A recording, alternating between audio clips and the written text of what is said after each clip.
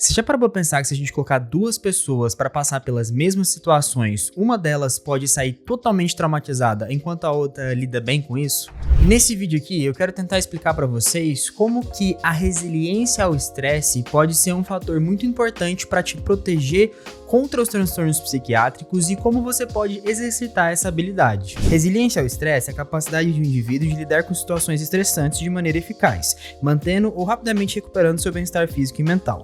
Em termos bastante simples, é a capacidade de lidar com adversidades e conseguir superar elas. Sem controle, o estresse crônico pode gerar diversas alterações no nosso corpo e no nosso cérebro, que por sua vez vão aumentar o risco de desenvolvimento de diversas doenças, não somente neurológicas e psiquiátricas, como também doenças do corpo como a diabetes e pressão alta. O estresse crônico também pode ser um catalisador para o desenvolvimento de comportamentos que são nocivos à nossa saúde, como o aumento na ingesta de álcool, como fumar, ou até mesmo a tendência de buscar comportamentos arriscados como as apostas. Se uma pessoa consegue lidar com o estresse ou não, depende de inúmeros fatores, tanto genéticos quanto ambientais. Se você der uma olhada na seção de livros mais vendidos de autoajuda em qualquer livraria, você vai ver pelo menos um título relacionado ao estresse. Geralmente são coisas do tipo 3 dicas para você enfrentar o estresse, 5 formas de acabar com o estresse no seu dia a dia e maneiras eficazes de evitar o estresse. Um grande problema da grande maioria desses livros é de que eles colocam o estresse como vilão. Mas na verdade, o estresse em si é algo bastante benéfico. Quando a gente tem a capacidade de lidar de forma adequada com o estresse, a gente gera uma melhoria de autoestima e de autoeficácia e, portanto, aprende a lidar melhor com situações no futuro. Um conjunto de dados, incluindo estudos com gêmeos idênticos, sugere que certas características pessoais que promovem a resiliência podem ser heredadas. Esses traços incluem um temperamento que leva uma criança a enfrentar novas tarefas com confiança e também a personalidade afável e sociável. Os pesquisadores estão começando a descobrir quais são essas principais características que garantem com que uma pessoa consiga desenvolver essa capacidade de ter resiliência ao estresse. Além dos fatores biológicos, vários fatores psicossociais são preponderantes para que a gente consiga desenvolver essa habilidade de resiliência ao estresse. A gente pode citar aqui o apoio familiar, a estabilidade e qualidade das escolas e os serviços e as seguranças de um bairro. Por exemplo, uma pessoa solitária que está desempregada vai ter muito mais dificuldade em lidar com o estresse e o trauma do que um indivíduo que vai estar financeiramente seguro em uma família que oferece apoio. Isso parece óbvio, mas existem vários estudos demonstrando que você ter uma boa base que te garanta uma estabilidade emocional e financeira parece ser fundamental para que a gente consiga desenvolver essa habilidade de resistência ao estresse. Embora alguma dessas influências ambientais seja muito difícil do indivíduo resolver sozinho, como por exemplo situações de vulnerabilidade econômica e pobreza, outras parecem ser capazes de serem modificadas para que a gente consiga melhorar a nossa resistência ao estresse. Por exemplo, um ponto muito importante para a gente conseguir ser mais resiliente ao estresse é a nossa capacidade de regulação emocional. As emoções negativas são naturais e muitas vezes adaptativas, mas se não forem controladas, podem comprometer nossa capacidade de pensar claramente e tomar decisões racionais em situações desafiadoras. Os pesquisadores tentaram já desenvolver várias ferramentas diferentes para que a gente consiga treinar nossa regulação emocional. Uma abordagem que tem se demonstrado cada vez mais útil e tendo mais evidências científicas corroborando o seu uso é a de reavaliação cognitiva. Usando a reavaliação, os indivíduos interpretam o significado de um evento adverso de modo que vejam como menos negativos, e isso tende a atenuar as reações fisiológicas e emocionais ao evento. Por exemplo, o psicólogo Kevin Ochsner, da Universidade de Colômbia, mostrou que quando as pessoas reinterpretam intencionalmente uma situação, como uma rejeição de emprego, como sendo menos negativa, elas relatam uma diminuição nas emoções desagradáveis. A equipe também descobriu que essa melhora no humor é acompanhada por mudanças em várias áreas do cérebro, como por exemplo, um aumento na atividade do córtex pré-frontal, que é um centro fundamental para o planejamento, direção e inibição de comportamentos. O treinamento na reavaliação cognitiva é talvez uma das principais ferramentas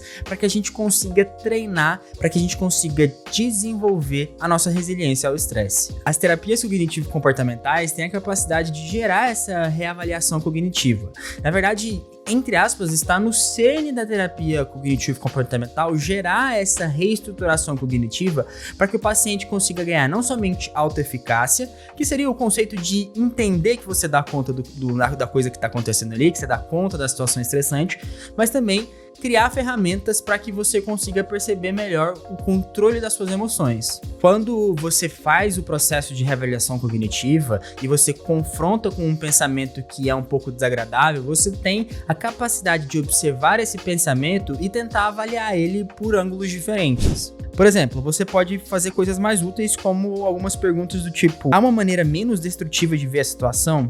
Será que eu estou catastrofizando ou exagerando o potencial impacto negativo dessa situação? Há algo que eu possa aprender com essa experiência ou é possível ficar mais forte como resultado? Eu sei que parece papo de coach, mas na verdade existem boas evidências mostrando que essas técnicas da terapia cognitivo-comportamental de fato produzem resultados bastante interessantes e tornam as pessoas mais capazes de lidar com situações estressantes. Outro ponto fundamental que você pode começar a fazer para melhorar a sua resistência ao estresse é a prática regular de exercícios físicos. De fato, eu já falei em vários vídeos aqui do canal como o exercício físico é capaz de modificar várias áreas diferentes do cérebro e, portanto, promover uma melhoria da qualidade de vida. Mas além disso, ele também é capaz de melhorar o processo de atenção, de consciência, de foco e de regulação emocional, por melhorar a capacidade de diferentes áreas do nosso cérebro de conversar entre si. Ele parece promover essa resiliência por vários mecanismos biológicos diferentes. Ele, por exemplo, aumenta os níveis de endorfina e outros neurotransmissores que reduzem os sintomas de ansiedade e depressão e podem melhorar o humor. Mas ele também suprime a liberação do cortisol, o que também é benéfico no padrão de resposta ao estresse. A ideia de se utilizar o exercício físico como uma ferramenta para melhorar a nossa resistência ao estresse tem relação com um conceito chamado de inoculação de estresse. Isso se baseia na noção de que quando alguém deliberadamente enfrenta desafios cada vez mais difíceis, gradualmente vai aprender a lidar com níveis mais altos de estresse. Isso basicamente quer dizer que quando você começa a aumentar os níveis do desafio de forma gradual, cada vez mais você vai ser capaz de lidar com coisas mais difíceis. Se você for parar para pensar, a gente faz isso desde criança. Quando criança você tinha um nível de responsabilidade e agora como adulto você tem outro nível. Pensando em forma gradual, conforme você vai aumentando a sua responsabilidade, você vai aumentando a sua autoeficácia, ou seja, a sua capacidade de entender que você consegue resolver aquele problema. Por fim, um ponto que muitas vezes é negligenciado pelas pessoas que querem desenvolver uma resiliência ao estresse é o fato da necessidade de você desenvolver relações saudáveis durante a vida.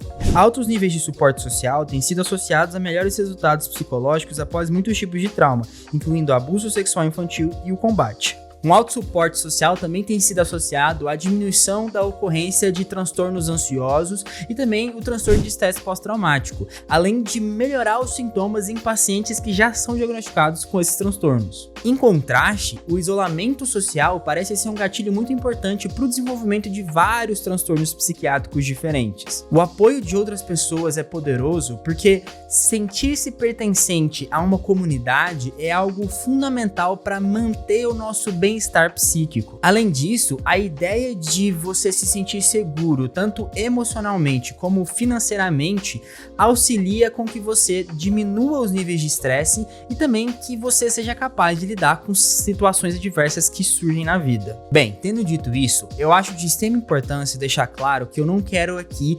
minimizar o sofrimento psíquico de ninguém. Pode ser muito tendencioso, quando a gente vê um vídeo dessa forma, colocar que as pessoas desenvolvem transtornos psiquiátricos porque elas não se cuidam bem, quando na verdade a realidade é muito mais complexa do que isso. Mas esse vídeo pode ser útil para que você consiga melhorar a sua resiliência ao estresse, caso você ponha todas essas coisas em prática, e em pessoas que já têm transtornos psiquiátricos, como eu que já tenho transtorno ansioso, isso pode ser uma ferramenta muito interessante para melhorar a sua capacidade de lidar com seus problemas. A gente precisa continuar encorajando pesquisas para a gente entender melhor quais são as ferramentas úteis para o desenvolvimento dessa resiliência ao estresse, bem como também a gente precisa deixar claro para as pessoas de que existem certas coisas práticas que a gente pode fazer para melhorar nossa qualidade de vida que não necessariamente estejam relacionadas com a utilização de um medicamento. Bem, eu espero que esse vídeo tenha sido útil para você. Se você gostou, deixe seu like aqui embaixo e compartilhe com um amigo que gostaria de saber sobre isso. E se você quiser saber mais sobre os transtornos psiquiátricos e como eles alteram o cérebro, eu recomendo você conhecer o meu curso que vai estar na descrição e no comentário fixado. Muito obrigado pela atenção e até mais!